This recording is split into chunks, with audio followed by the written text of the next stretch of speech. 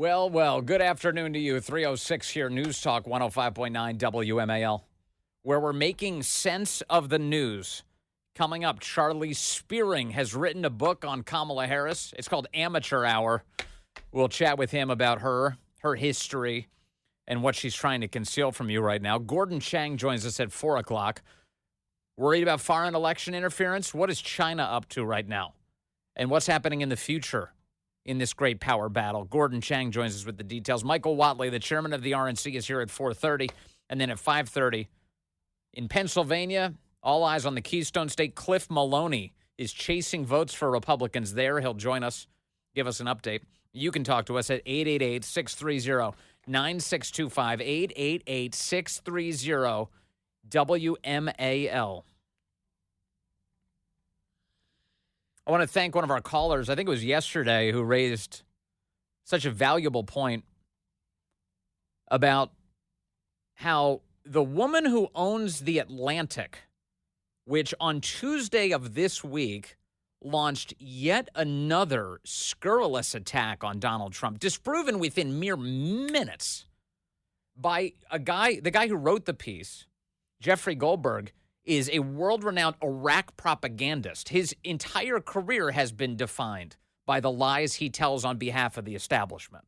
And so this week, his new lie consists of saying that Trump is disparaging troops, Trump loves Hitler, Trump blah, blah, blah.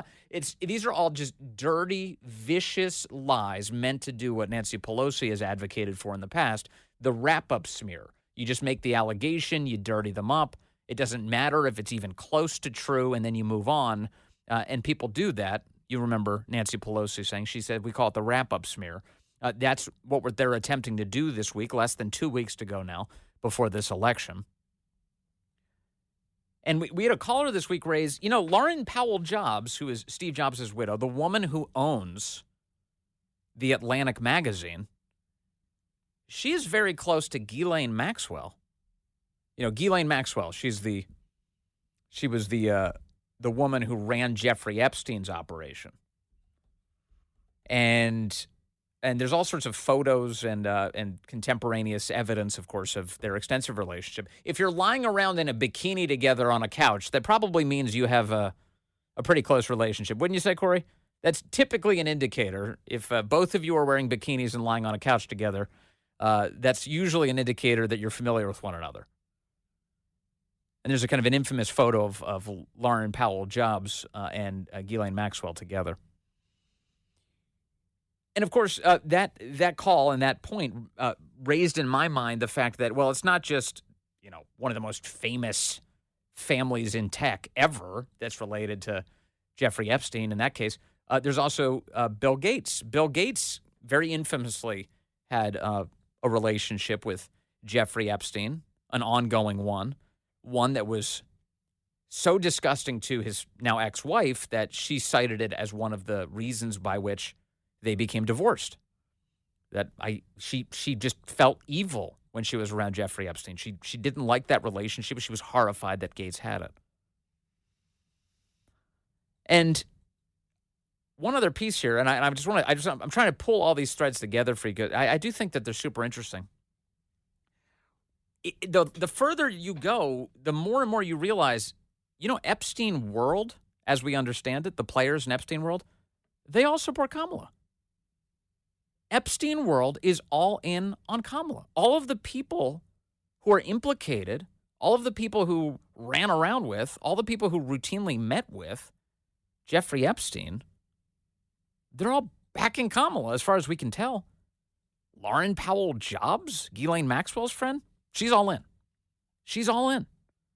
In fact, the New York Times wrote a piece not long ago, headline, Behind Kamala Harris's Rise, Silicon Valley's Wealthiest Woman. After Vice President Joe Biden swore in Kamala Harris as a U.S. Senator in January 2017, they posed for a customary photo in the Capitol with her family, and then she asked her future boss for a favor. Would he indulge in one more photo? Come on, everybody, Ms. Harris said, waving in a dozen others. My extended family is here. The first member of Ms. Harris's entourage to approach Mr. Biden just happened to be one of the richest people in the world, Lorene Powell Jobs. So, of course, there she was when Kamala was sworn in to the Senate. There she was for the extended family photo. And the Times says that over the past 20 years, she has become one of Kamala Harris's most essential confidants, providing counsel and money and helping to expand Ms. Harris's public profile. Now in this year's presidential race, the wealthiest woman in Silicon Valley has emerged as a powerful player behind the scenes. She's quietly contributed millions of dollars to an organization backing Kamala Harris, according to 3 people briefed on the gifts. And Ms. Powell Jobs, who is so close to the vice president that her staff refers to her simply as LPJ. It's just an acronym. They just say LPJ, like they're all in on the secret, right? Is positioned to have extraordinary influence, or at least access. At least access. She'll have lots of access in a potential Harris administration. David Bradley, who sold the Atlantic magazine to Ms. Powell Jobs, said, quote, Lauren has a gift for friendship, especially old friends. She is tribally loyal. Kamala Harris falls within that ring of friends. And so does Ghislaine Maxwell, apparently. So that's Lorene Powell Jobs. Meanwhile, as I mentioned, Bill Gates was very close to Epstein, and now is a massive backer of Kamala Harris. Just this week, another New York Times headline for you. Bill Gates privately says he has backed Harris with $50 million donation.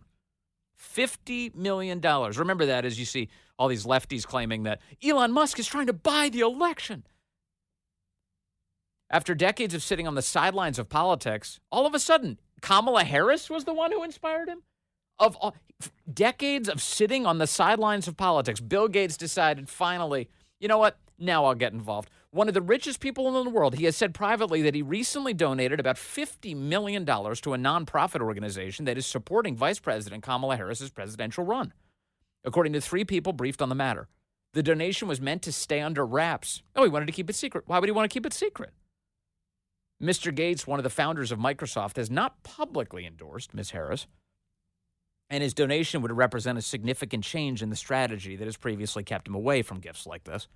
In private calls this year to friends and others, Mr. Gates, that is, has expressed concern about what a second Donald Trump presidency would look like, according to a person briefed on Mr. Gates' thinking, although he has stressed that he could work with either candidate. They point out that Gates does not have a deep relationship with Kamala Harris, but he has celebrated the Biden-Harris administration's work on climate change. That's the claim here. Oh, it's climate change. That's what's bringing him to her side. So for decades, he sits on the sideline, and Kamala Harris is the inspirational figure that finally got one of the world's richest men to open up his wallet, but to try and do it in private, in secret.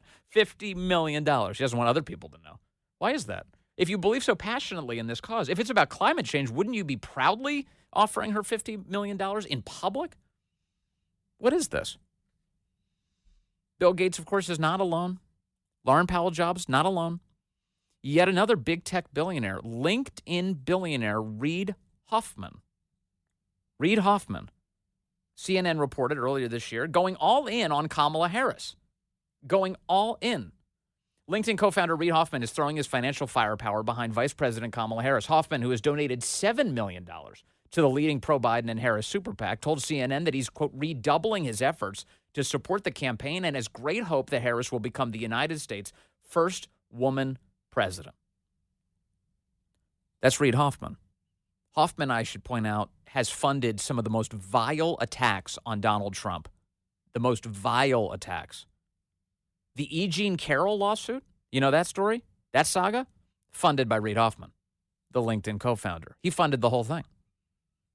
That's been the pattern. He's been doing everything within his monetary power, his financial power, to destroy Donald Trump.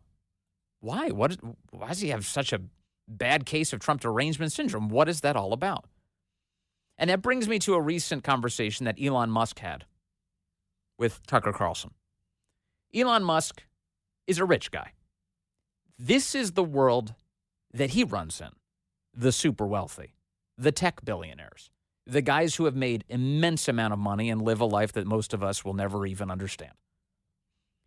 And here's Elon talking to Tucker and saying, you know, it would be interesting, just hypothetically, if we got to see the list of Kamala's billionaire puppet masters and check it against the Jeffrey Epstein client list. Take a listen. I'd like to see a matchup of those, call it the top 100 puppet masters on the Epstein client list. Do you think there's some overlap? Strong overlap. Strong overlap. When are we going to see that list, do you think? I don't know. It's mind-blowing that they've not tried to prosecute even one. Not even the worst offender on the Epstein client list. They've not even tried to prosecute even one. That's insane.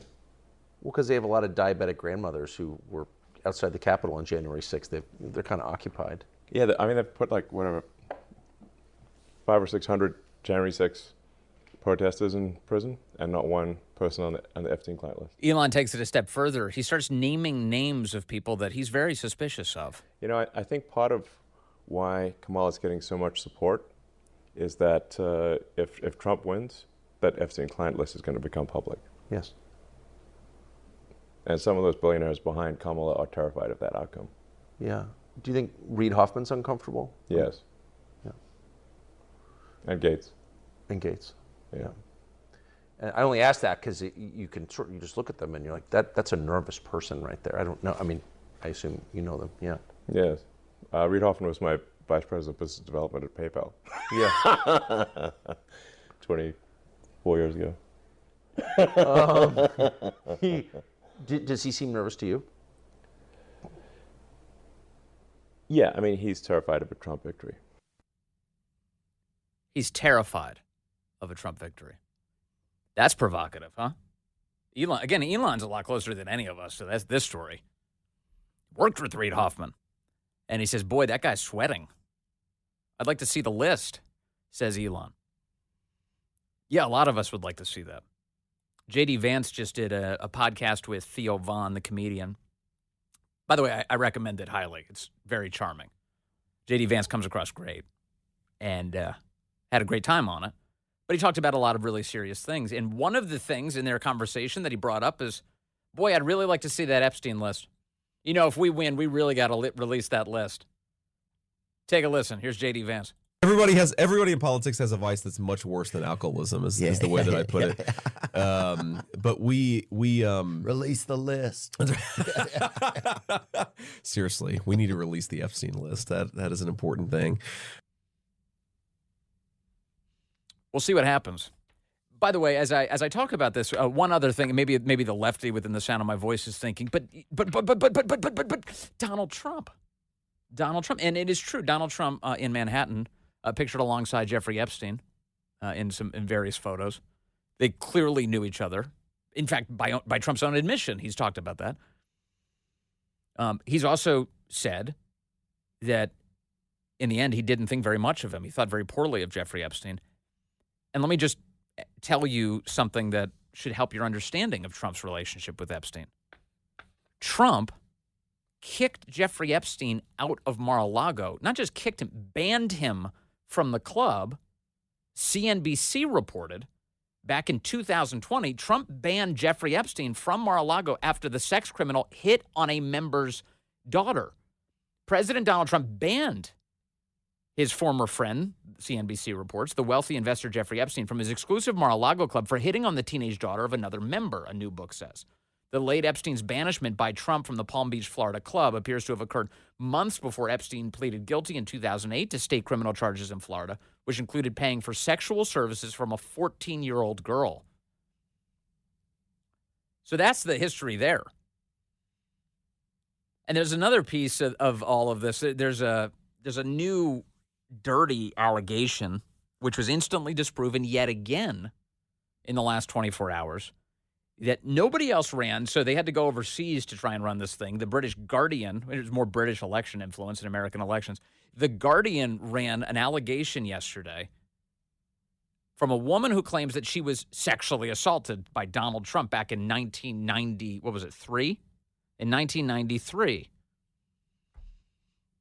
And here's one of the core problems with the story. She claims she was with Jeffrey Epstein and that they had been at his house in Manhattan.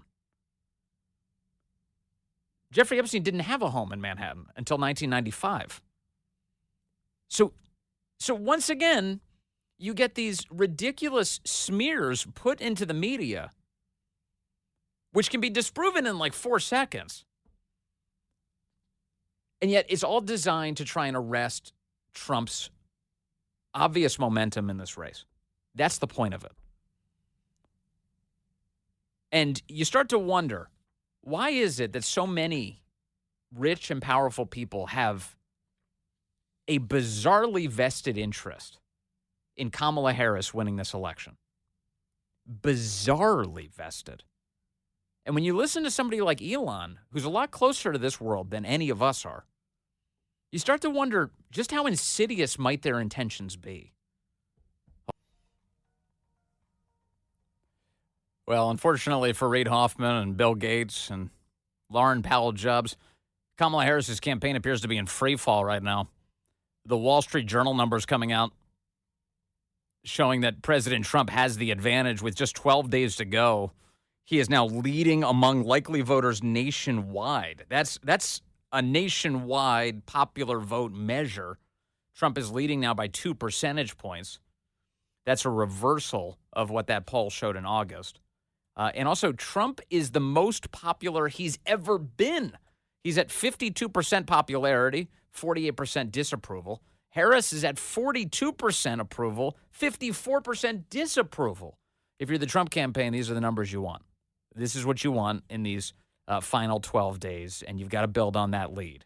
Of course, the left is trying to arrest that lead. And Kamala Harris yesterday, it can't be overstated. She's struggling so much that she ratcheted up the rhetoric yesterday to assassination attempt levels, accusing Donald Trump on multiple occasions of being a fascist, that he would kill Americans, that he would turn the military against them.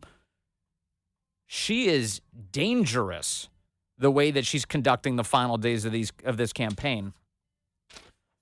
But how did she become this way? Who made Kamala Harris this way? Charlie Spiering has written a book on her life. He'll join us next with the details.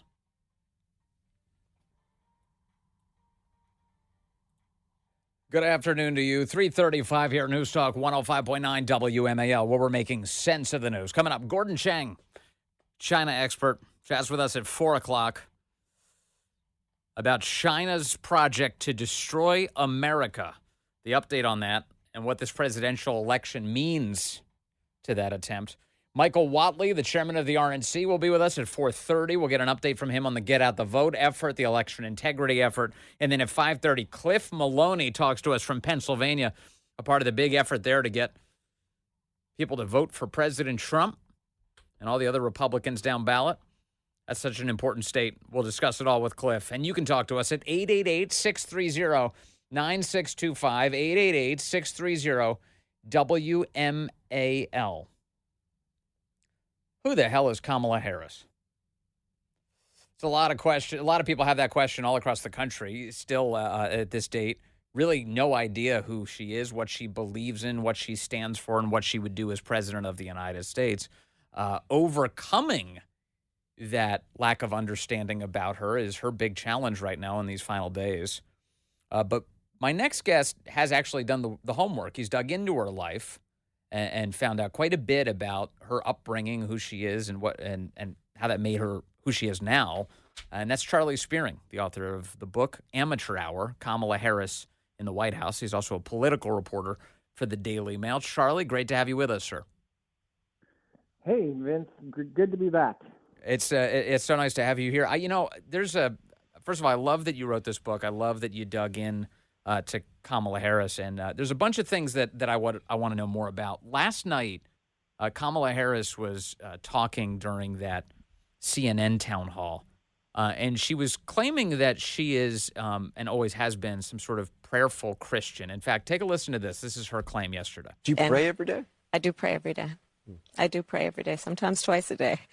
She prays every day, sometimes twice a day. Charlie, what is Kamala Harris's religious background?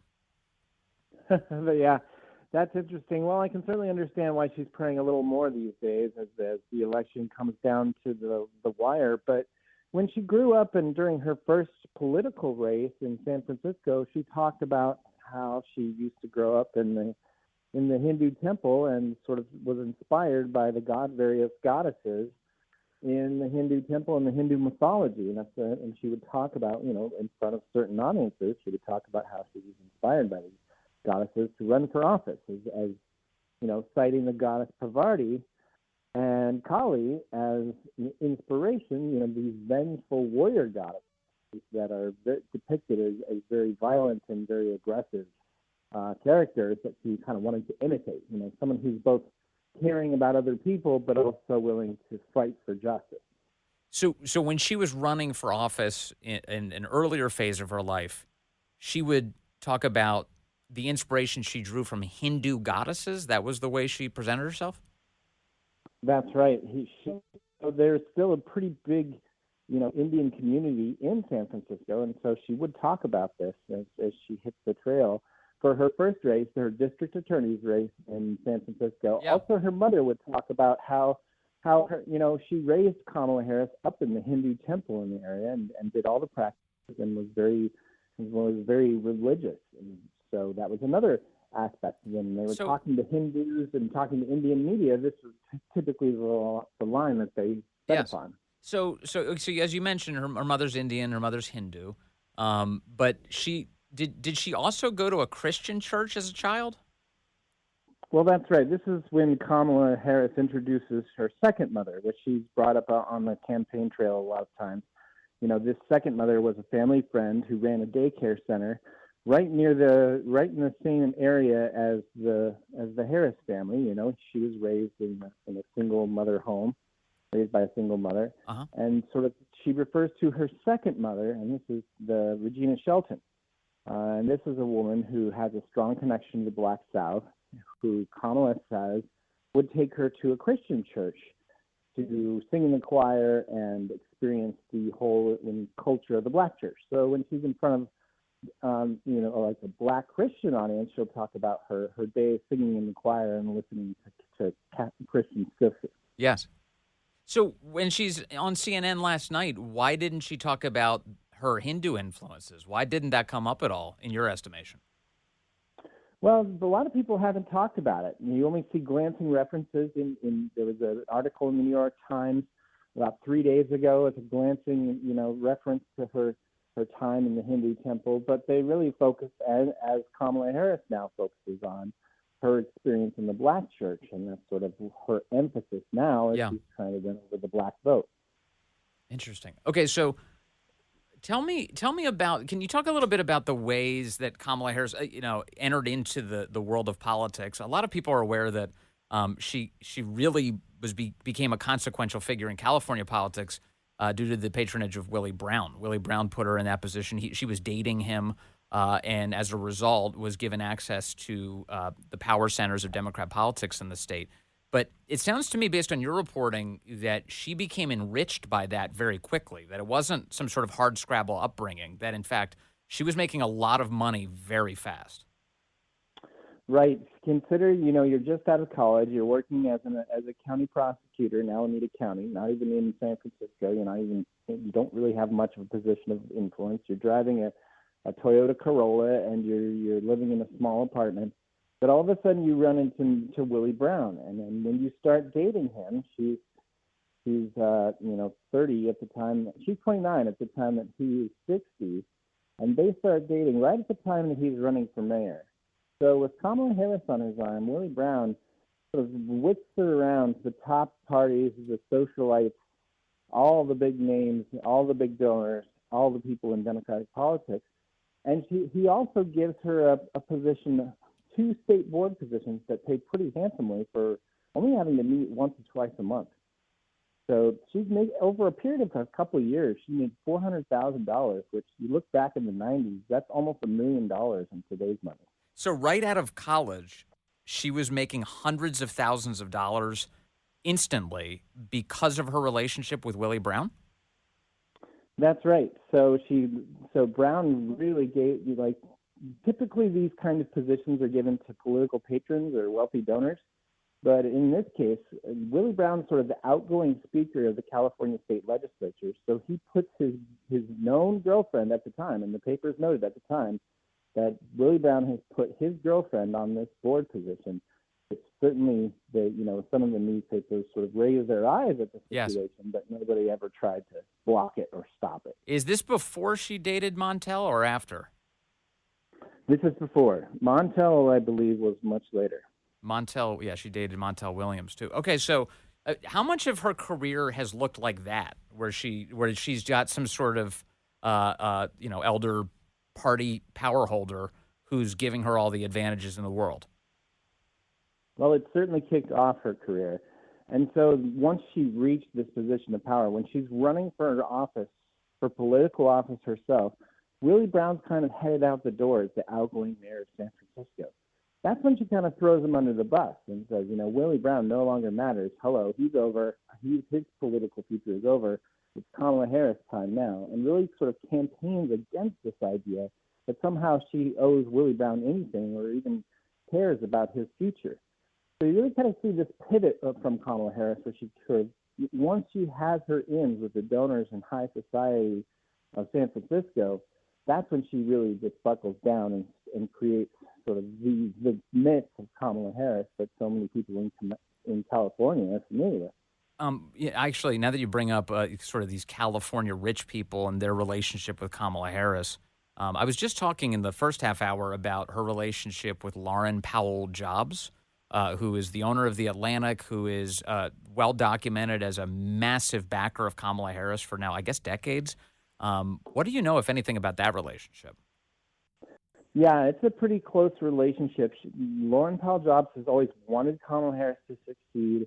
She's part of sort of this blend between big tech and sort of the wealthy heirs of California power. You have a lot of new money from the big tech Silicon Valley people, and you also have a lot of old money who are inheritors to vast fortunes like the Gettys. So these are sort of the people that are funding and backing Kamala Harris. On top of that, you still have all the celebrities and a whole lot of California leftist activists out there. We're all pulling for her when she was sort of running for office in California. Yes. And as she soon discovered, politics nationally is much different.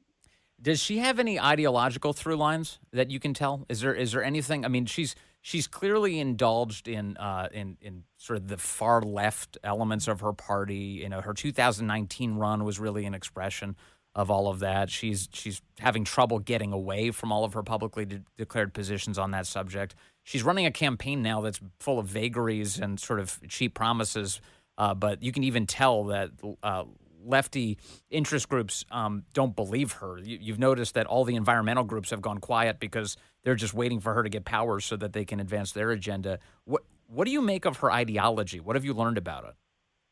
Well, that's right. In 2019, she went so far left that she positioned herself to the left of Bernie Sanders, which is really hard to do. In fact, she did it so fast and so furious that a lot of people on the left really didn't see it as very authentic, even though she was out there in every single town hall, every single political forum, every single debate, trying to take these hardcore leftist positions.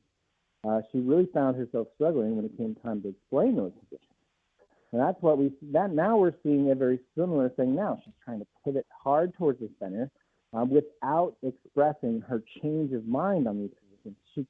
She tries to dodge the whole flip-flopping attack and go for just, well, I still have the same values, I just don't necessarily support the same policies. That doesn't hold up to the smell test. One thing that she truly believes in, which she hasn't changed throughout her career, is her support of abortion with no concessions, no limits. No, in fact, that position seems like it's become more hardened and more extreme. That's right. She's always been willing to go extremely far on abortion. At one point, she even proposed allowing the Justice Department to sue and block any state laws that somehow inhibited the sort of her belief that women have the right to kill their baby from the moment of conception until the moment of birth. And I think that's where she's pretty comfortable with. You noticed in her interview with Hallie Jackson, she didn't concede that there should be any concessions on abortion. And that's sort of where her final opinion lies. Finally, Charlie, did you learn anything in your research and your writing of this book about Kamala Harris, just about her own sense of self? Because when I see her or listen to her, the thing I pick up is insecurity. It seems that she's in some sense imperious, where she really does want to exert her power over everyone around her. But at the same time, she seems immensely insecure, like she doesn't know how to survive the questions she's being asked. What have you learned about her personality? Well, it's very interesting. We saw a little bit of that last night in the CNN town hall. She wants to be perfect, right? But she's not necessarily ready to do the work. She's done a very good job of becoming more scripted in this last year. This last election year, where typically she sort of would spiral into these awkward word salads. She's typically been a lot more scripted, but the town hall format does not help her. And when she's trying to be authentic, it's a question of, is she trying to be authentic? If so, she's coming off as authentic, someone who doesn't want to take a position on anything, is afraid to say anything without, because she's afraid of the political consequences. So you really see a lot of that going on, and just a lot of insecurity. She doesn't necessarily, when in doubt, just keep talking and adding more dependent clauses to your phrases and hoping you can run out the clock. That's kind of her strategy for getting through these things. It sure seems like it. And I do have one more question. How does she treat the people who work for her?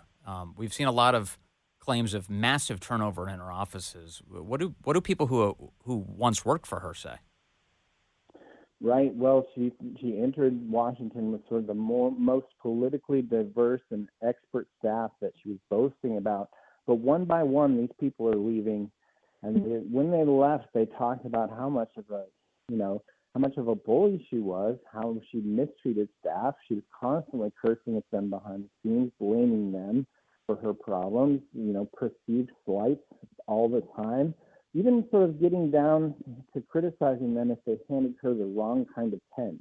So she was a very demanding boss, which, we're typically used to. People in Washington who listen to your show are used to these sort of self-aggrandizing, narcissistic bosses, but at the same time, she was not very good at it. And staff would prepare her for these moments, and then she would not do the homework and fail, and then turn around and blame her staff. That was kind of the conversations that go on in Washington.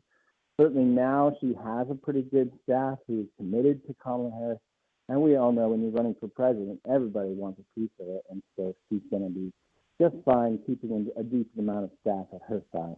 All right. Charlie Spiering, political reporter for the Daily Mail, author of Amateur Hour, Kamala Harris in the White House. Sir, thank you very much for joining us today. You bet. I mean, I've made many mistakes, and they range from, if you've ever parented a child, you make lots of mistakes too. In my role as vice president, I've probably worked very hard at making sure that I am well versed on issues, and I think that is very important. It's a mistake not to be well versed on an issue and feel compelled to answer a question. What? What was that? Well, I care too much. These are the. It's so funny. Don't you think by this point, if you are doing town halls and interviews, that you might do just a little bit of prep for somebody might ask you what your weaknesses are. You should have a clever answer to that. Yeah. And what we'd expect, honestly, is for any politician to kind of declare something and then to be able to pivot out of it and turn it into a big strength. She just steps on rakes. It's like, I'm not perfect. Anyone who's raised kids knows that. What are you even talking about? She doesn't have any biological children either. Did anyone else have that reaction hearing that? Like, what are you talking about? Weird. Yeah, her that thing did not go well last night for her on CNN. And there was nobody on stage to debate her. Anderson Cooper was just asking her questions. People in a Pennsylvania audience were just asking her questions, and she still failed. It was so bad that David Axelrod afterwards was saying, all she does is create word salads. Axelrod. That guy is as in the tank as you could possibly be to get Kamala Harris across the finish line. And even he said that did not go well. What does the future hold for us? Well, kind of depends on who gets elected president. And China They are salivating about a Kamala Harris presidency. Gordon Chang joins us next with the details.